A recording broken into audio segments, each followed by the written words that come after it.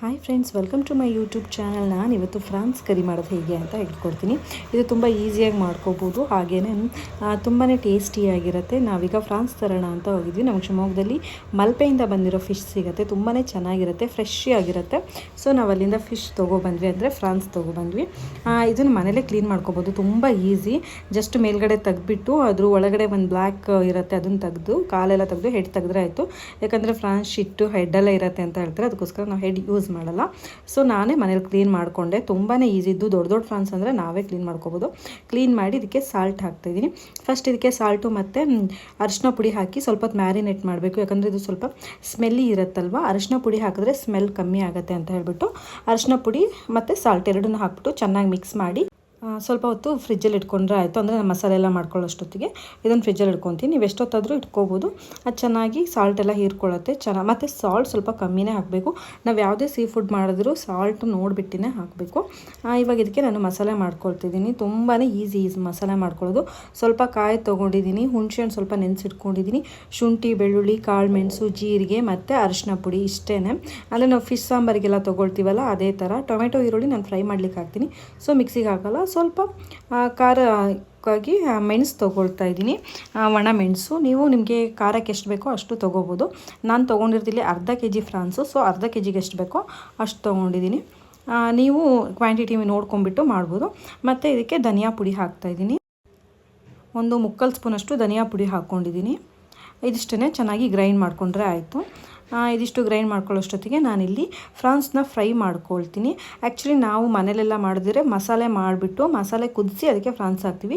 ಇದು ಗೋವನ್ ಕರಿ, ಸೊ ಇದಕ್ಕೆ ಅವರು ಇದೇ ಥರ ಮಾಡ್ತಾರೆ. ಫಸ್ಟು ಈರುಳ್ಳಿ, ಹಸಿಮೆಣಸು, ಟೊಮೆಟೊ ಎಲ್ಲ ಫ್ರೈ ಮಾಡಿಕೊಂಡು ಆಮೇಲೆ ಇದನ್ನು ಹಾಕ್ತಾರೆ. ನಾವೊಂದು ಸರಿ ಗೋವಾ ಹೋದಾಗ ಅವ್ರ ಹತ್ರ ಕೇಳಿದ್ವಿ ಹೇಗೆ ಮಾಡೋದು ಅಂತ, ಸೊ ಅದೇ ಥರ ನಾನು ಮಾಡ್ತಾಯಿದ್ದೀನಿ. ಸೊ ಆನಿಯನ್ನ ಚೆನ್ನಾಗಿ ಫ್ರೈ ಮಾಡ್ಕೊಬೇಕು. ತುಂಬಾ ಟೇಸ್ಟಿಯಾಗಿರುತ್ತೆ, ಒಂಥರ ಮೈಲ್ಡ್ ಟೇಸ್ಟ್ ಇರುತ್ತೆ. ಖಾರ ಎಲ್ಲ ಸ್ವಲ್ಪ ಕಮ್ಮಿ, ತುಂಬಾ ಚೆನ್ನಾಗಿರುತ್ತೆ. ಅಂದರೆ ಕಾಯಿ ಜಾಸ್ತಿ ಹಾಕಿರ್ತೀವಲ್ಲ, ಆ ಟೇಸ್ಟೇ ಬೇರೆ, ತುಂಬಾ ಚೆನ್ನಾಗಿರುತ್ತೆ. ನೀವು ಟ್ರೈ ಮಾಡಿ ನೋಡಿ. ಈಗ ಟೊಮೆಟೊ ಮತ್ತು ಈರುಳ್ಳಿ, ಒಂದು ಹಸಿಮೆಣಸು ಹಾಕ್ಕೊಂಡಿದ್ದೀನಿ. ಇದನ್ನು ಚೆನ್ನಾಗಿ ಫ್ರೈ ಮಾಡ್ಕೊಬೇಕು. ಈ ಚೆಂದ ಫ್ರೈ ಆದಮೇಲೆ ಇದಕ್ಕೆ ಮ್ಯಾರಿನೇಟ್ ಮಾಡಿದ್ದೆ ಅಲ್ವಾ ಫ್ರಾನ್ಸು, ಅದನ್ನು ಹಾಕ್ತಾಯಿದ್ದೀನಿ. ಅದನ್ನು ಹಾಕಿಬಿಟ್ಟು 1-2 ನಿಮಿಷ ಫ್ರೈ ಮಾಡ್ಕೊಬೇಕು. ಚೆನ್ನಾಗಿ ಫ್ರೈ ಆಯಿತು ನೋಡಿ, ಇದು 1-2 ನಿಮಿಷ ಫ್ರೈ ಆಗಿದೆ. ಈ ಫಿಶ್ ಎಲ್ಲ ಬೇಗನೆ ಕುಕ್ ಆಗಿಬಿಡತ್ತೆ, ಬಟ್ ಇದು ಇನ್ನೂ ಕುಕ್ ಆಗಿಲ್ಲ, ಅರ್ಧಂಬರ್ಧ ಕುಕ್ ಆಗಿದೆ. ಮಸಾಲೆಯಲ್ಲಿ ಚೆನ್ನಾಗಿ ಕುಕ್ ಆಗುತ್ತೆ. ಮಸಾಲೆ ಅವಾಗ ತೋರಿಸಿದ್ನಲ್ಲ ನಾನು ಏನೇನು ಹಾಕಿದ್ದೆ ಅಂತ, ಅದನ್ನು ಚೆನ್ನಾಗಿ ಗ್ರೈಂಡ್ ಮಾಡ್ಕೊಂಡಿದ್ದೀನಿ, ಮಿಕ್ಸಿ ಮಾಡ್ಕೊಂಡಿದ್ದೀನಿ. ಅದನ್ನು ಇವಾಗ ಹಾಕ್ತಾಯಿದ್ದೀನಿ. ಈ ಮಸಾಲೆ ಹಾಕಿಬಿಟ್ಟು ಒಂದು ಸ್ವಲ್ಪ ಹೊತ್ತು, ಒಂದು ನಿಮಿಷದಷ್ಟು ಸ್ವಲ್ಪ ಫ್ರೈ ಮಾಡ್ಕೊತೀನಿ. ಏನಕ್ಕೆ ಅಂದರೆ ಮಸಾಲೆನ ಏನು ಫ್ರೈ ಮಾಡಿಲ್ಲ, ಹಾಗೇ ನಾನು ಮಿಕ್ಸಿ ಮಾಡ್ಕೊಂಡಿರೋದು.